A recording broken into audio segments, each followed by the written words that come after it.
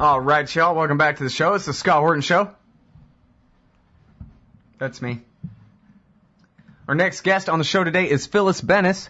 She is a fellow of the Transnational Institute in Amsterdam and of the Institute for Policy Studies in Washington.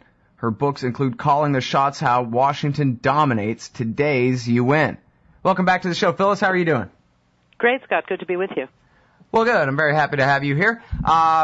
Very important article here. I urge everybody to go and check it out. It ran all over the place last week. Here it is at stopwar.org.uk. Syria is not Libya. It will not implode. It will explode beyond its borders. So I guess, first of all, let's talk a little bit about the implosion of Libya. TV doesn't have a word to say about Libya other than, I guess, Barack Obama had a great triumph there. We came, we saw, he died, ha ha ha, that kind of thing. But what has been happening in Libya, and does it matter? It matters a lot, Scott. The situation in Libya is a disaster, as you say. We're not hearing very much about it. The country is facing the possibility of a real divide into east and western sectors. There is still a huge level of violence. There is still completely unaccountable militias roaming the place, many of them holding prisoners, many of them committing torture, other kinds of horrific acts. Sub-Saharan Africans who were caught in Libya, many of them are still in these prisons that no one knows where they are, how to get them out, no accountability to the government. The government itself has far more credibility and support from Washington and Europe and the Western countries in NATO than it does with its people at home. And so we have left Libya a mess. And yet, because Gaddafi is gone, despite the fact that he was our guy for the last several years before this recent crisis, that's seen as all that it needs to be victorious. You know, the dictator is gone, and so everything must be better. The problem is not everything is better when a dictator happens to be overthrown, when a system remains in place. Sectarianism is on the rise. Sectarian militias that have never been an issue before in Libya are on the rise, alongside the kind of tribal divide that historically plagued the country. And you have a huge influx and outputting, I'm not sure if that's even the right word, of weapons that are now flooding into Libya from all over the place, with borders that are not protected by anyone, and weapons that are flooding out of Libya. So we see the crisis that's going on right now in Mali, for example, is very much a reflection of the crisis in Libya because of the weapons that were suddenly available, that had been kept under tight control under the Gaddafi years, and now are just floating around the region and were enough to spark a new upheaval and new crisis in Mali, potentially other places in the region as well. Yeah. Well, so it's a mess, and the notion that anybody is seeing it as a model is another mess. Yeah. Well, you know, if I can take any silver lining in there, I'm going to try to latch on to the part you said about we left it a mess, and I just hope that they stay gone, because it seems to me like all they need is a suicide bombing in the wrong part of town, and they can say, oh no, look, everyone, suicide bombings. Now we have a problem in Libya. We didn't really have one with Gaddafi, but now we have suicide bomber types running around, so now we have to invade and conquer the place and do an Iraq and train up an army and elect a democracy and a bunch of madness. So I hope that you can tell me you don't think that's going to happen. Well, I don't think that's going to happen again in Libya. We had enough with the military assault by NATO and the U.S., with political cover from Qatar in particular, Saudi Arabia secondarily. Mm-hmm. But this, I think, for the moment, the West is pulling back and leaving Libya to sort out its own U.S. and NATO-imposed mess, as it were. I don't anticipate greater military involvement from the West in Libya again. I think the question now is about Syria and Iran as the potential threats of direct military intervention. We're already seeing indirect intervention in both countries, but whether we see an escalation of that to direct attack is, I think, unlikely in both cases, but not impossible. And when you're looking at situations where the stakes are as high as they currently are in terms of what might be the result if there were to be a Western direct assault on either Libya or on either Syria or Iran, saying that 90% it won't happen is not good enough, because a 10% chance is way too dangerous when we're talking about that kind of high stakes poker that we're seeing here. Well, yeah, I mean, as you described the situation in Libya, it's not even really imploding. Like, yes, there are warring militias running around everywhere trying to figure out who's going to be the big boss at the end, but it's already exploded too down into Mali, and weapons for sale all over. Who knows which black markets, around North Africa and the Middle East. So even the That's Libya true. thing is only relatively contained compared to what we could expect to see from Syria. And, a friend of mine... Right, it is relative. Yeah. Yeah, exactly. A friend of mine is anti-war Republican and went to some kind of, Republican Party function where I guess some exiles were saying, yeah, we need to have a war in Syria. And the madness of the crowd, he said he was, he tried to be the anti-war voice there, and the crowd almost turned into a mob at that point. It was madness, saying, we here are a bunch of people who don't know the first thing, a Republican Party meeting. They don't know where Syria is. They don't know the first thing about Syria. But they know that, we have to have a war. And that's what they are. They're a mob. They're crazy. And they don't have any idea what they're messing with. What are they messing with? Tell us about Syria and how it's going to explode when the regime changes there. Well, first of all, I don't think that there will necessarily be an explosion when a regime changes. I think there will be an explosion, and I think the reference of that quote, which was originally said by the former Secretary General of the United Nations, Kofi Annan, who is currently the joint envoy of both the UN and the Arab League in the Syria crisis, he said that Syria is not Libya. It will not implode. It will explode. He was referencing if there were to be foreign intervention in a direct sense. What we're looking at in Syria right now is either already in the midst of or certainly teetering on the brink of civil war. This was a brutal dictatorship that had for many, many years been known for torture, for suppression of opposition voices.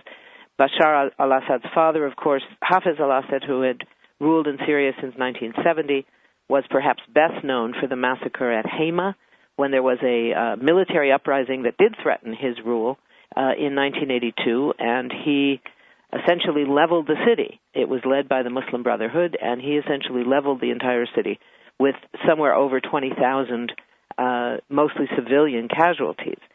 What we're seeing now is a scenario that started in a certain way similar to Libya, in the sense that the Arab Spring that jumped up in so many countries last year took shape in Syria in very similar ways as it had in Egypt, in Tunisia, in Bahrain originally, all of these countries. It was quite similar. It was a nonviolent citizens movement demanding rights.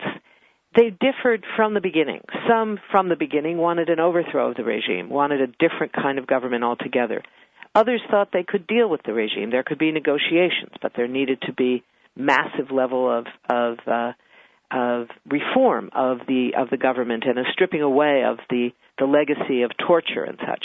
So there were wide differences from the beginning. But very early on, a component of the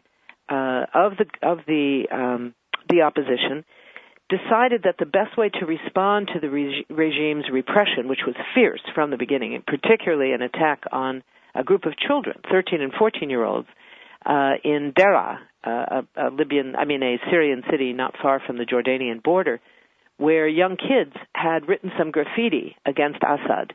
A very bold move in a country where that sort of thing can lead to, years in prison.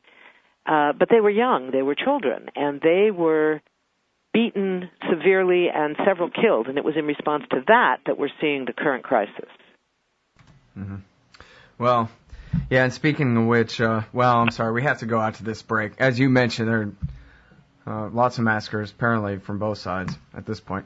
But we'll be back with Phyllis Bennis after this. Syria is not Libya. It will not implode. It will explode beyond its borders. It's at stopwar.org.uk. All right, y'all, welcome back. It's the Scott Horton Show. And boy, I got it wrong. It was a town hall for a Democrat member of Congress. It was a Democrat meeting where the howling mob was crying for the blood of all Syrians in order to save them, or whatever they were told to want to have a war for. I'm not too surprised. I just had the details wrong, that's all.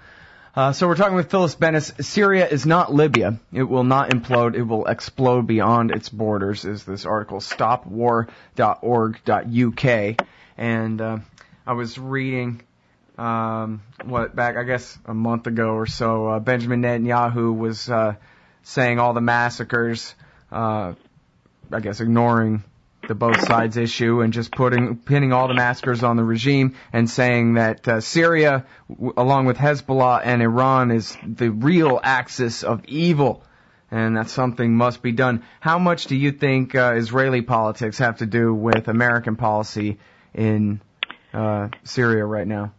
Well, ironically, I don't think that Israel is playing nearly the role vis-a-vis Syria that it is on Iran.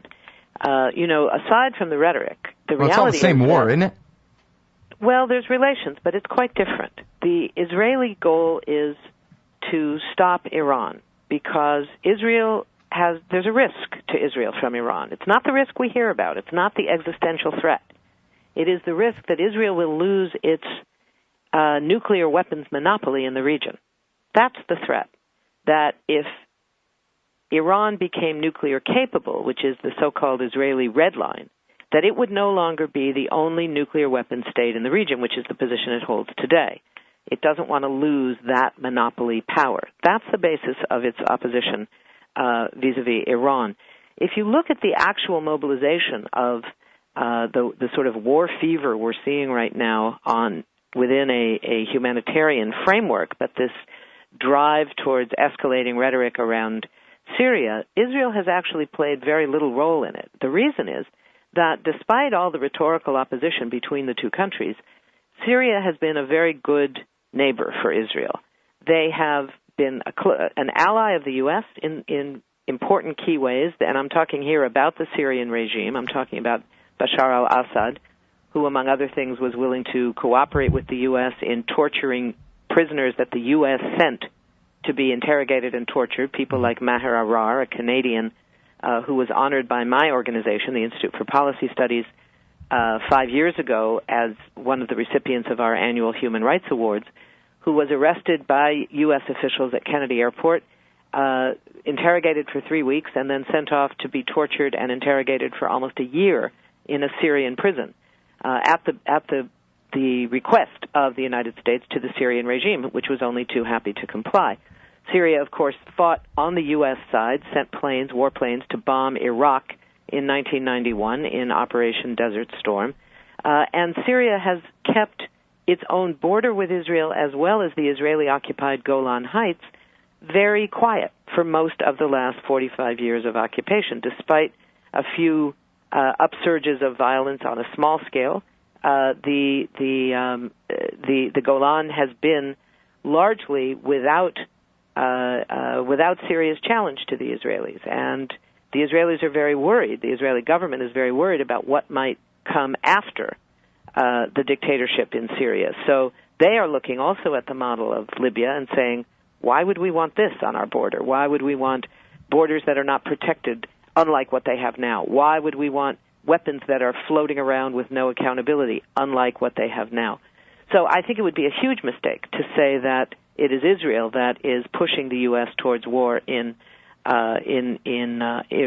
Syria. This is much more a political drive that has to do with U.S. elections, that has to do with the role of certain Gulf Arab governments. The Saudis and the Qataris are very involved in this, and it has to do, unfortunately, with Turkey, which is playing a very different role than it did in the Libya case, and it's quite an unfortunate one. That may be Turkey and Syria may be pulling back from their brink slightly at the moment, but no, I don't think that this is primarily about Israel.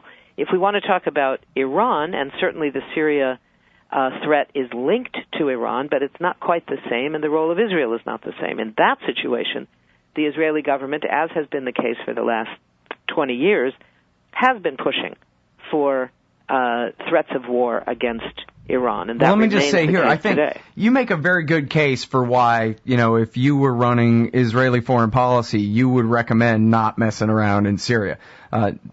Obviously, for years, ever since the Iraq War and, the rise of Richard Perle and all these guys in the first place, the argument has been regime change in Syria. What are you, insane? What do you think you're going to get? Something easier to deal with than the Ba'athist regime there? No way, right? Of course not. But I'm just not sure that that's a convincing enough case for why Netanyahu, therefore, is also against it, too. Is he as smart as you or even me? And isn't he 15 times meaner and crazier than the two of us? I don't think it's about being mean and crazy. I think it's about his definition of his right-wing view of what Israeli security looks like. But I don't think that, despite the quote that you just had, of course, similar to the situation with the Iraq War, where Israel cheered when Saddam Hussein was overthrown, but it had not been their pressure that made that happen. So no, I don't think that they. I think that what I was saying about the vantage point of Syria from Israel's vantage point, I don't think that's so different. I think they understand that. I don't think they have any great desire to see that government overthrown with a very unknown, very scary scenario coming to replace it.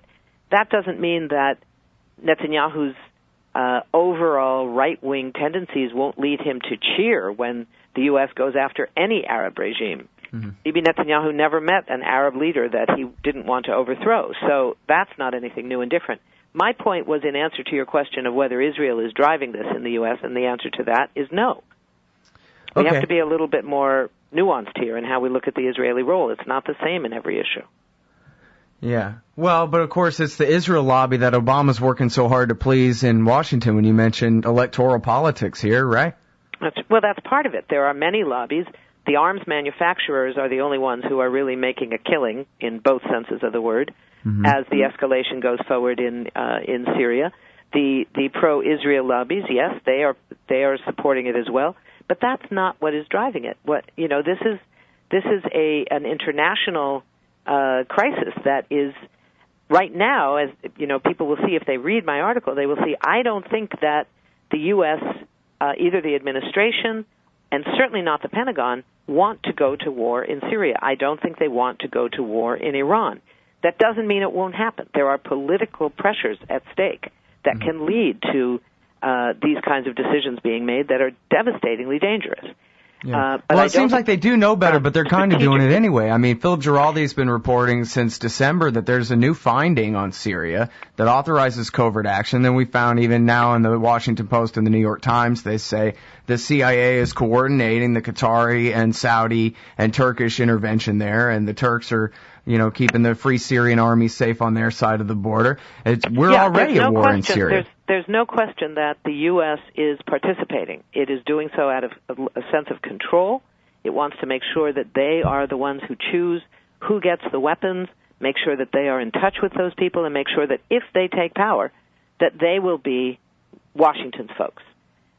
Washington has made clear through Hillary Clinton in particular that the so-called the Syrian National Council, the SNC, will, quote, have a seat at the table in this diplomacy, which is a very dangerous thing, to pick and choose the opposition forces, particularly to pick and choose the opposition that is committed to a military overthrow. One of the effects of that, of course, has been to marginalize and really isolate and disempower the still existing democratic revolutionary forces who first took up the struggle against the repression of the Assad regime and who are still trying to build a nonviolent movement, whether it will include negotiations or not, but that will be based on a Syrian decision about what kind of a regime they will have, rather than a regime that is imposed by the U.S. or NATO or Turkey or Qatar or Saudi Arabia or Russia or Iran, for that matter. Russia's interests are no more about the Syrian people. Their interest is about their base at Tartus on the Syrian coast in the Mediterranean. That's their interest, just like the U.S. interest in Bahrain is not about the human rights of the Bahraini people. It's about the Fifth Fleet. So we can't have any illusions here. about who's on what side. The armed forces on all sides here are devastating the rights and the lives of the unarmed people of Syria. That's I'm why sorry, we got to leave it here. I could talk with you for another hour if you'd let me, but I got to interview Gareth Porter, and we're already over time, but I hope we can do this again soon. I look forward to it. Okay, great. Everybody, that is Phyllis Bennis, and she is a fellow at the Transnational Institute and the Institute for Policy Studies. And her article we're talking about here is Syria is not Libya. It will not implode. It will explode beyond its borders. Please go read it. We'll be right back with Gareth Porter in a sec.